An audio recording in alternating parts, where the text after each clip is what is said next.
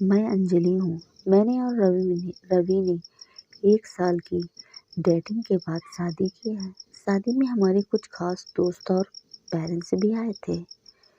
रवि ऐसा ही चाहते थे। वो चाहते थे कि शादी शॉर्ट और सिंपल ही रहे। हम लोग यहाँ बड़े शहर में काम करते हैं। रवि के माता पिता गांव में ही रहते हैं। रवि ज़्यादा गांव जाते नहीं। जब कभी मम्मी पापा को मिलना होता है तो वो हमें शहर में आकर ही मिल लेते थे।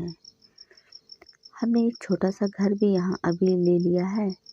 शादी के चलते मैंने अभी नौकरी छोड़ रखी है। हमारा घर रोड के साइड में ही है।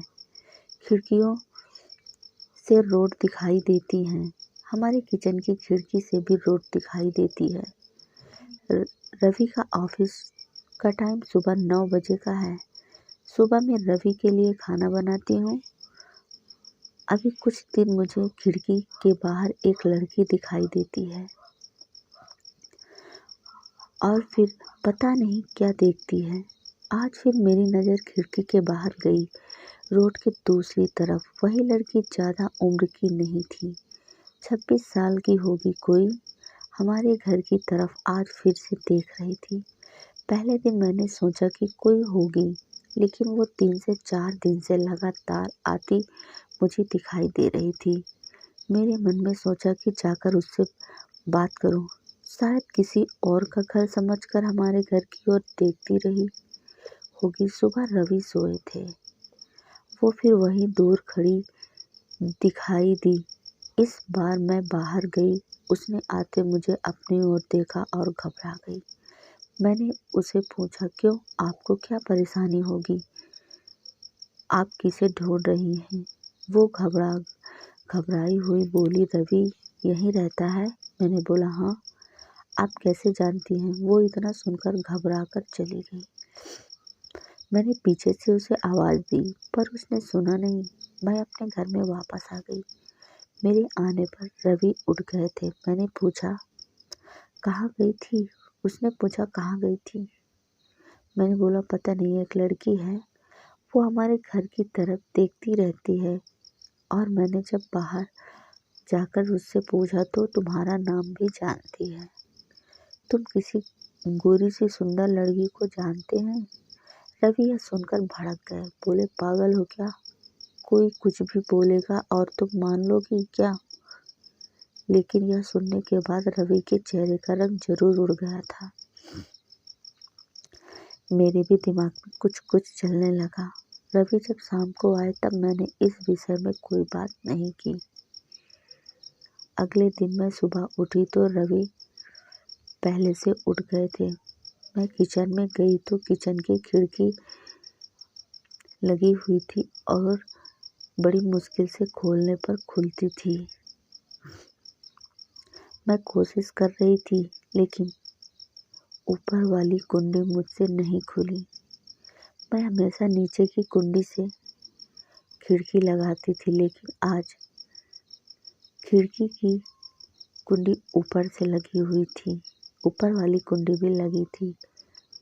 मैंने कैसे भी कुंडी खोली और खिड़की खोली तो मैं देखकर हैरान रह गई। रवि उस लड़की से वहां जाकर बात कर रहे थे। वो उस पर चिल्ला और गुस्सा हो रहे थे। लड़की रो रही थी और रवि ने उसे उंगली दिखाकर जाने को कहा। यह सब देखकर मैंने खिड़की बंद कर दी ताकि रवि को लगे नहीं कि मैंने उसे याद करते देखा है। रवि फिर घर में आ गए। मैंने ऐसे जताया जैसे कि मैंने कुछ देखा ही नहीं है। अब मुझे ना जाने कैसे कैसे ख्याल आने लगे। रवि मुझसे क्या छिपा रहा था? मेरे रवि से शादी करके कोई गलती तो नहीं की? आखिर वो लड़की कौन है और रवि उस पर इतना गुस्सा क्यों कर रहे थे?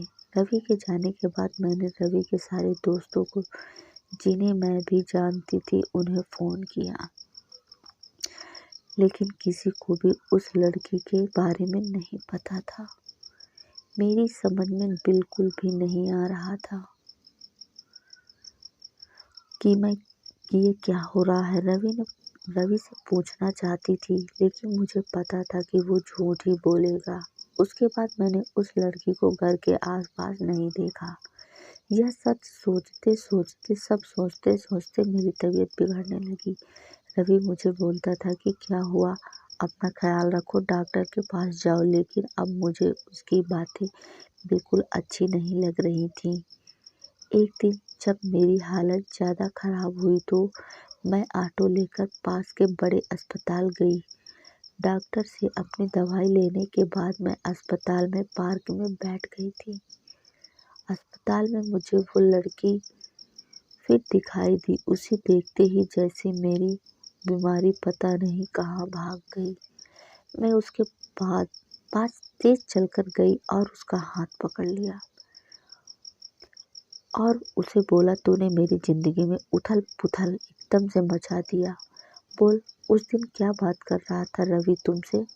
क्या रिश्ता है तेरे मेरे पति से? फिर उसने मुझे जो बताया सुनकर मुझे लगा कि मेरा पति ऐसा है। उसने इतनी बड़ी बात मुझसे छिपाई। शाम को रवि जब आए तब उस लड़की को अपने घर में देखकर चौंक गए। मैं भी उसके पास ही बैठी थी। रवि उसकी तरफ देखकर बोले कि अच्छा, तो तूने इसे सब बता दिया, मना किया था दूर रहने को मेरी फैमिली से। मैंने बोला, रवि शर्म करो, तुम इतने कठोर हो, अपनी सगी बहन की मदद नहीं कर रहे हो। वो लड़की संध्या थी, रवि की सगी बहन थी। उसने अपने पसंद के लड़के से शादी कर ली थी, इसलिए रवि और उसके परिवार ने उससे सारे रिश्ते तोड़ दिए थे। रवि ने कहा कि मेरी कोई बहन नहीं है। मैंने कहा, इसका पति अस्पताल में है, इसे रुपयों की ज़रूरत है। बहन नहीं तो इंसानियत के नाते ही तुम्हें इसकी मदद करनी चाहिए। और अपनी पसंद की लड़की से शादी तो तुमने भी की है, फिर जो नियम इसके लिए है तुम्हारे लिए क्यों नहीं? मुझे पता होता तुम ऐसी सोच वाले हो तो मैं तुमसे कभी शादी नहीं करती। जिसको बहन के आंसू नहीं पिघला सके वह आदमी के सीने में दिल नहीं हो सकता। इतना कहकर मैंने अंदर से अपने सारे गहने लिए और संध्या के साथ जाने लगी। हमें जाते देख रवि फूट फूट कर रोने लगी। संध्या भी उन्हें देख रोने लगी।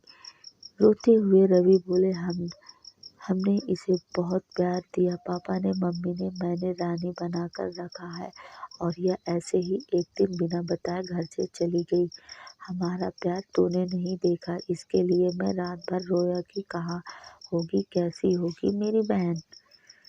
तब इसे भाई और पापा की याद नहीं आई। अरे मुझे से कहती होती, तुझे क्या करना है, ऐसे ही चली गई थी ना, कब क्यों आई नहीं है। बहन भी बोली, भैया मुझे लगा आप लोग नहीं मानेंगे। उन दोनों भाई बहन को रोते देखकर मेरी आंखें भी भर आई, पर आंसू के साथ जैसे सारे गिले शिकवे खत्म हो गए। वो खुद अस्पताल गए, संध्या के साथ मम्मी पापा को भी बुलाया। दोनों ने बेटी को बड़े प्यार से गले लगाया। अब अस्पताल में संध्या के पति की हालत बहुत अच्छी है। डॉक्टर ने कहा कि जल्द डिस्चार्ज हो जाएंगे। रवि की आंखों में मुझे एक अलग सुकून अब देखने को मिल रहा है। रवि ने संध्या को कहा है, अब कुछ करेगी तो माफ़ नहीं करूँगा, हमेशा मेरी प्यारी बहन के रहना, जो भी हो मुझे बताना। ज़िंदगी बहुत छोटी है, आपके अहंकार में इतना सुकून नहीं है। जितना भी माफ़ कर देते हैं, देने में ही एक बार करके देखिए, ज़िंदगी बदल जाएगी। तो दोस्तों, कैसी लगी हमारी ये स्टोरी? अगर अच्छी लगी हो तो प्लीज़ लाइक और सब्सक्राइब करें, और मेरे चैनल में न्यू है तो प्लीज़ बेल आइकन को ज़रूर प्रेस कर दें, ताकि मेरी नई नई वीडियो को अपडेट आप तक सबसे पहले पहुंच जाए। और हाँ, अच्छी अच्छी कहानियाँ अगर अच्छी लगती हो कमेंट में आप ज़रूर एक बार बताएं। तब तक के लिए मेरी तरफ से आप लोगों को धन्यवाद, प्यार भरा नमस्कार। Thanks for watching this video.